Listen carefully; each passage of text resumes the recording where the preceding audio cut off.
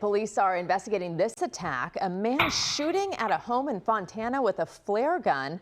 This was just days after a Molotov cocktail was also thrown at that same home. Well, CBS LA's Gio Insignares spoke with the homeowner.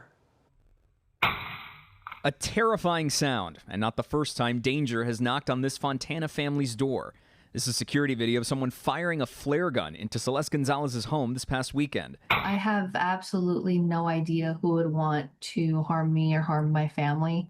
Gonzalez says the first attack happened on October 18th, someone throwing a Molotov cocktail at her home around midnight. You can see something fly into frame, hitting the top of the home before falling to the ground. Gonzalez says the sprinklers had just gone off, soaking the grass and preventing any flames from spreading. Everyone was sleeping. No one would have known anything until, the sprinkler's fire alarm would have gone off. But then 1 month later, it happened again. I was sitting right there when it happened. So it was very, very scary to be that close to where, the shot was fired. She says after the first incident, they installed more cameras around their house. And that's what caught this person riding on a bike, approaching the home, firing, and then riding away. Gonzalez says a similar incident to the Molotov cocktail happened to one of her neighbors, but she says police responded more aggressively to that case, leaving her frustrated and confused. It's a very ugly feeling to know that, someone else can get treated in a different way when they have the same exact thing happen to them. It wasn't until the second incident, she says, that authorities came out to visit the property and investigate.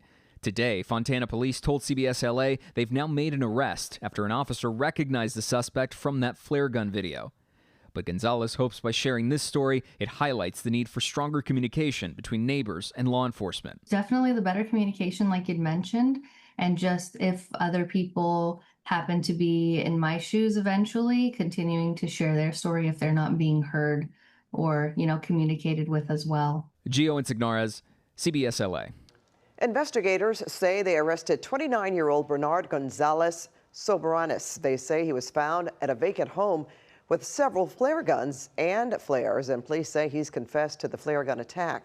Detectives still don't know whether he is the same person behind the Molotov cocktail. That's part of the investigation that is continuing.